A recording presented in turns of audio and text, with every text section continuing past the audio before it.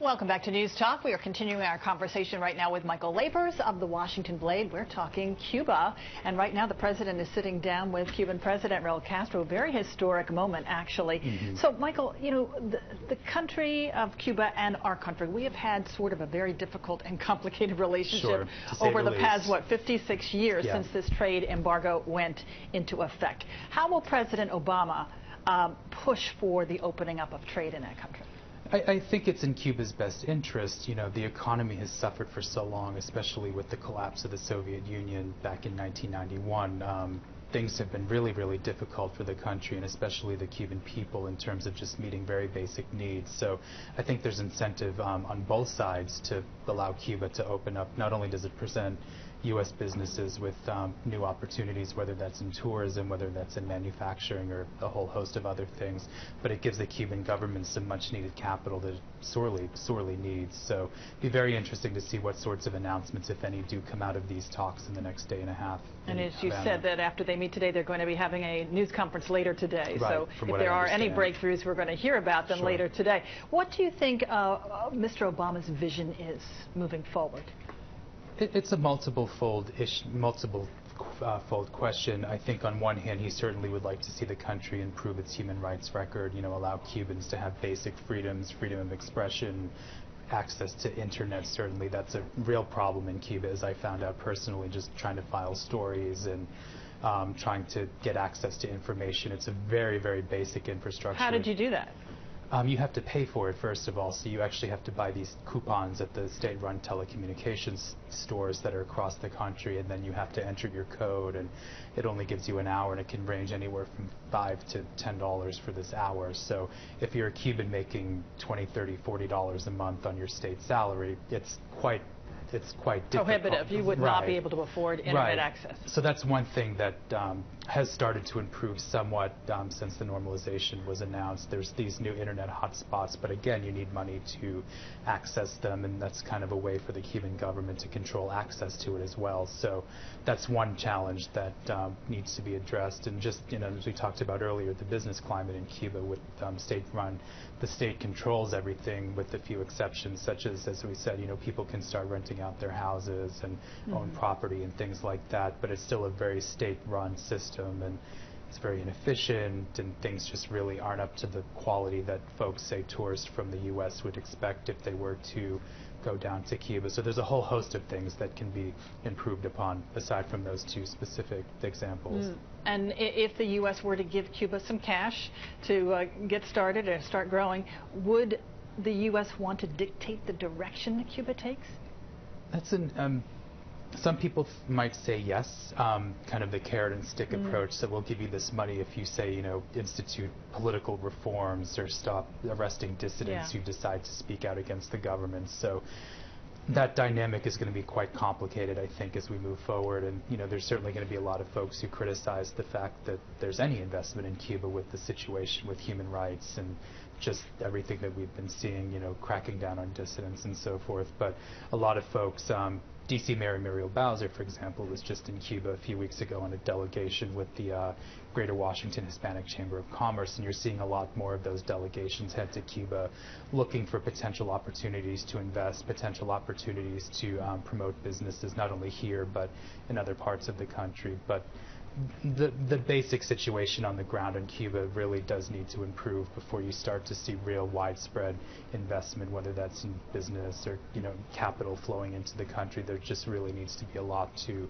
improve from the Cuban side, and also looking at some of the laws here in the United States that prohibit investment, the embargo most notably. So there's a long way to go, but folks are really trying to start putting the foot in the door and to kind of get, you know, put down stakes and see where things happen with the new relation between the U.S. and Cuba. And part of this is a PR mission. The president, I understand he actually made a little skit with a Cuban comedian. Right. And it was very funny, and the people of Cuba loved it, and they were laughing. They'd never seen a president do something like this. And he's been, you know, trying out some of his Spanish on some of the Cuban logo. Slang. Right. So I guess, you know, is this all an effort to have them not view the U.S. as a hostile nation? The thing that's really interesting with that, when I was in Cuba last year, there was nothing but kindness directed towards me in terms of the fact that I was an American. People were so excited that Americans were finally starting to come to Cuba, whether that was as a journalist or whether that was just to visit their country. They're exceptionally proud of their country. The cultural heritage is spectacular. There's music everywhere. There's a lot of things that Cubans are very proud of.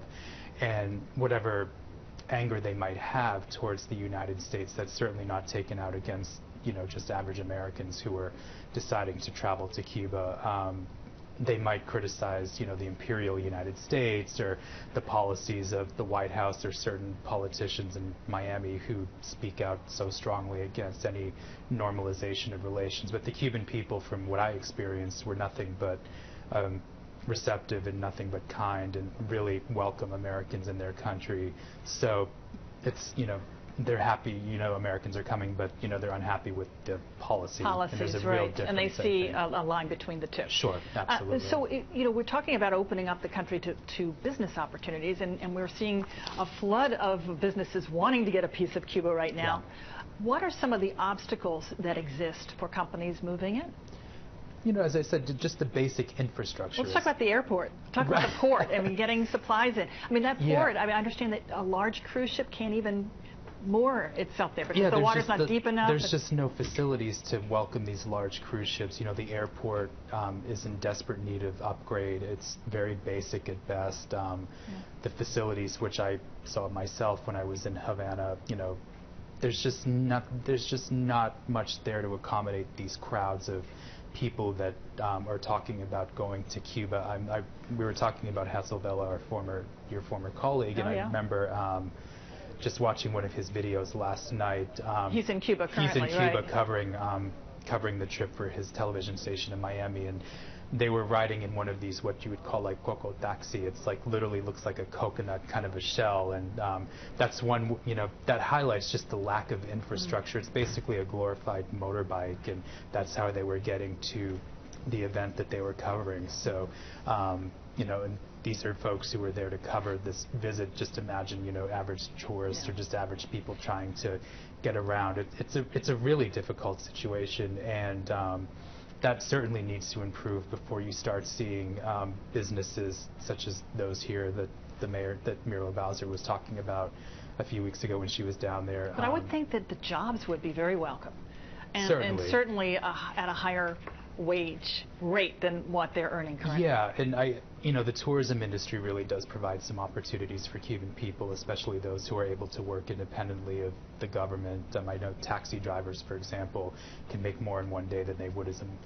in a month as, say, a doctor or something like that. So there's real incentive for folks to start, getting into private industry with the tourism industry, people renting out their houses as well. But just this government bureaucracy really does hold things back, and if that doesn't change, I don't see where the opportunities for widespread investment are going to take hold. It's just, the system is just so cumbersome and so complicated. So that really should be something that the Castro government would really like to try to change before they expect mass investment in their country, certainly. Do you think that there are negatives that also come with businesses moving in there?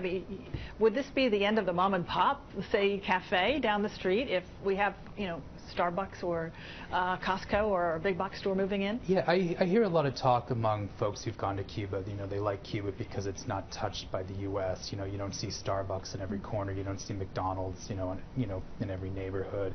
So there's a real concern among Cubans with whom I've spoken that they're really, they don't want it to become, say, Cancun or Miami Beach, where you have all of this stuff. There's something really special and something unique about going to Cuba. You're stepping back in time 50, 60 years. The culture is everywhere.